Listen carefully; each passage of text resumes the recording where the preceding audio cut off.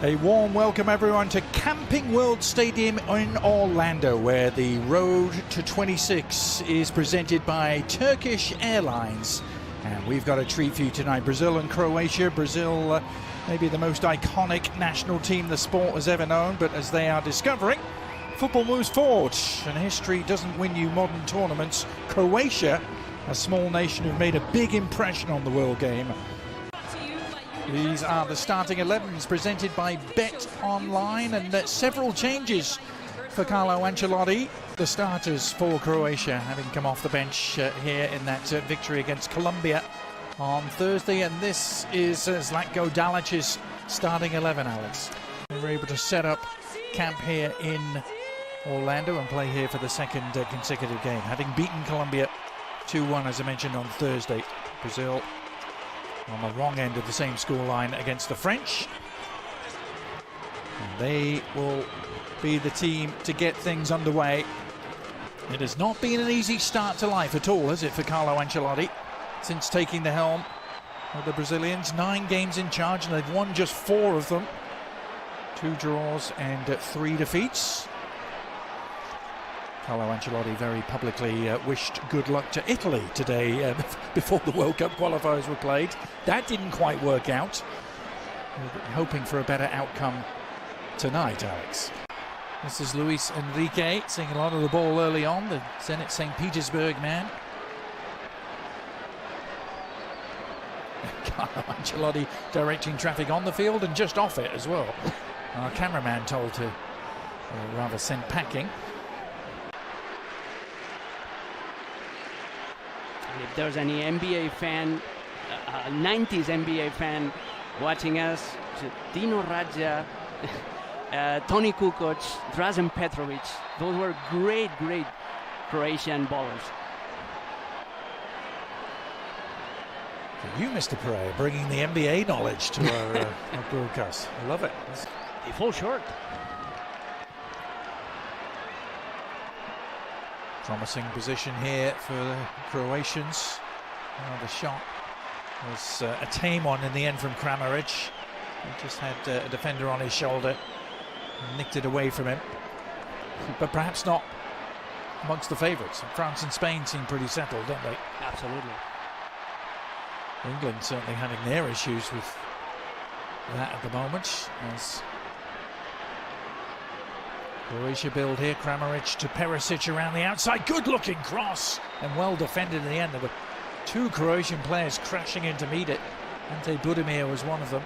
It's a clear lack of communication, but good link up with Kramarić and Perišić. The overlap move, that sweet cross to the far post. Yeah, there was a lack of communication between Ante Budimir and Baturina. Just Casemiro and Danilo who are the out and out midfield operators, and amongst them Cunha has dropped a little deeper, and it's João Pedr trying to pick things up here, and it's Cunha who's the beneficiary. Decides to take on the shot, but into a curtain of blue shirts. Vuskovic who's down. Well, when Brazil don't have the ball, he's the one that needs to close down the left-hand side. So he allows Vinicius to rest and not to defend. Dalic watching his team put some passes together here. Is there a shot on the end of it? There is, but it's blocked. And then the follow-up effort from the Real Sociedad centre-back. Left Cunha. Vini Júnior. Across from deep, but blocked by Stanisic. The Bayern Munich man doing the mopping up, but Vini has it back here. Into the penalty area, the shot is on! Oh, it's a great save! Danilo. Instinctive left foot jab towards goal, and Livakovic was wrong-footed, but was able to react. It all started with a mistake, a rare mistake by Luka Modrić. We're praising him, commentators, chorus, just sending the ball back straight into his former teammate, straight into Vinicius Júnior, and then after Vini attracts 3 different Croatian players, he creates the space around the penalty spot for Danilo. A great save, as you said, great reflexes by... Chiseling away on the edge of the area. with Casemiro repelled. Croatia trying to play their way out of trouble. They've given it away again. Now, was that challenge a fair one from Perišić? Did he get the ball? Luiz Henrique staying down, and the referee deciding that he got more of Henrique than he did the ball.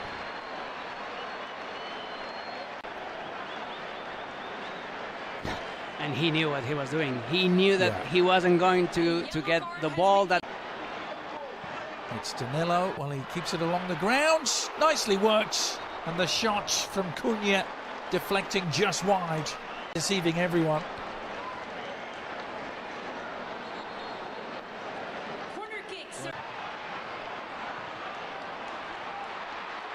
The breakout might be on. The clip stopped it unfolding as Luiz Henrique threatened to burst away in the clear. Croatia, they're aggressive. They go strong at any loose ball. That was impossible to beat in that number 9 position. Now Brazil trying to make something of the takeaway. It's a lovely ball from Cunha. And Livakovic again to the rescue to deny João Pedr, who should have scored. Another ball lost by Luka Modrić, in this case against his former teammate, against Casemiro. Position of promise here, Baturina losing out, but the willingness to win it back almost pays off. That was a shot that was goal-bound until it hit a defender. Maybe he should have done. On that evidence, drifts around 2, but then no one really threatening to get on the end of his cross. Attack still alive though. Shot is on for Cunha, and it's another good save. Livakovic sprawling away to his left and getting a palm to it. Once again, it's Vinicius Júnior holding up to the ball, just waiting for the Croatian players to go around him to find the open player at the edge of the box. Croatian defence answering the call once more. No doubt about it, Brazil have had much more of the attacking play, and it's going to continue with a free kick. Junior. This is not a friendly for... Deep sense of Croatian pride. But here's the free kick from Danilo, trying to open things up, and Livakovic had to come a long way to meet that. Got there, but got clattered into for his troubles. A long way around to reach this. Like some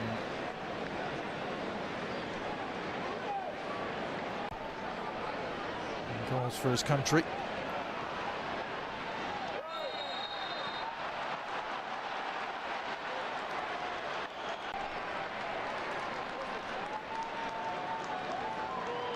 A challenge by Casemiro.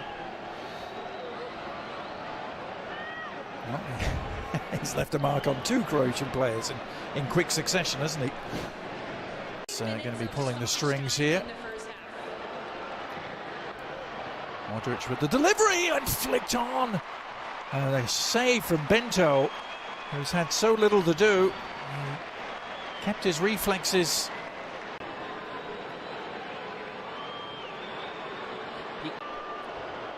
Modrić with the follow-up corner. Dealt with by Brazil, who look to launch a counter-attack and use Vini Júnior. It's only him, but help is arriving. May not need it. It's gone around 1 challenge. Now the check back. The shot is on for Danilo! Well, Brazil finding their very best at the very end of the first half. It came from a Croatian corner. The counter-attack was lightning quick. Vini Júnior with the provider, and Danilo with the smart finish. Finally, some samba present here in Orlando. What a pass by Matheus Cunha to Vinicius Júnior. He was totally left of defensive duties for that corner kick. He was there for launching the counter-attack.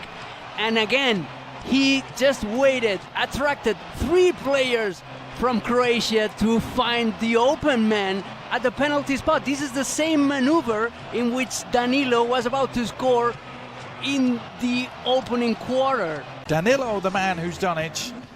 The Botafogo man getting his first ever goal for the Seleção. You could be with us as this busy and hectic, and a pivotal international window draws towards a close. Down the left, across, targeting Budimir, was cleared, but not for long. Sucic, well, the Inter Milan man lining it up from distance, and I won't be too happy with that. Someone's got a memento. Found someone in a blue shirt, at least, with the shot. It's a little hard to do with this crowd. What can they do with it is the question. Kramarić, Hoffenheim, man. Nice turn from Modrić. Almost got it back to Kramarić, but enough defensive cover there in the end, particularly from Léo Pereira. The attack alive. Luka Modrić spreading it wide right this time. Kramarić with the left foot. No trouble at all for Bento. Budimir is replaced by player number 26, Pedar Musa. Player number 9, Kramarić, is replaced by player number 15, Perišić. And player number 10, Luka. Interesting to go back to one of the Croatian substitutes. Interesting to see Pedar Musa out there now. He's player who plies his trade here in the US in MLS with FC Dallas, and is forward momentum for them at the moment. Nicola Moro surveying the scene, delivering the cross, but I think we've seen the end of Vinny Júnior too. Hasn't really touched the ball much in the second half, has he? And continuing the London theme, it'll be Gabriel Martinelli who gets to replace him. João Pedr is replaced by Two straight swaps, striker for striker and left winger for left winger with different roles. Fabinho gets the tackle in. Musa doing some foraging work, then he's left on the ground. Oh! Well, right in front of the referee. Can be no complaints. I think that was Hendrik on the receiving end, was it? Vuskovic. A steamroller in it. That was a red card, plain and simple. Plain and simple, and he knows that should have been a red. Yeah, he has been shown a red card. It's been shown the direction to the changing rooms and the early bath by referee. That was a red card. He has no intention of playing the ball. He just wants to stop Hendrik. That is a very risky challenge. Right. Solcic also on for Croatia.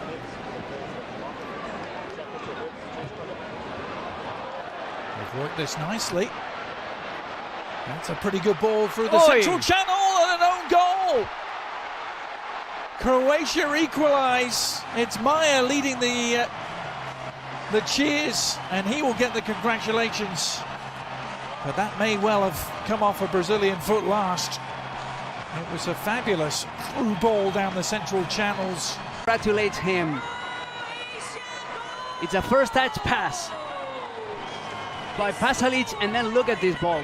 Perfectly placed right in the middle, right in between both center backs. Marquinhos is desperate because there was no need for Bento to come out of goal in that situation.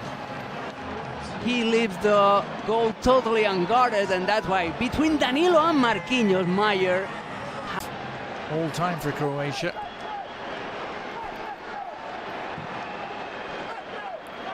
Well, what do you think, Alex? If Brazil deserved their goal in the first half, did Croatia deserve theirs in the second? They certainly had more of the ball. Is the referee pointed to the spot here? He has. He's given a penalty to Brazil. Didn't seem to be too much in it. Hendrik was the player involved. Sutalo on Hendrik. Hendrik is looking for that contact. He's so smart. Well, he wraps his left leg around the defender just to cause that infraction, to cause that fault. Hands the ball over to the Brentford man, looking for his first ever goal for his country. He's been unstoppable in the Premier League this season. Can he give Brazil the lead from the spot? Yes, he can! cool as you like, Igor Thiago. What a moment for him.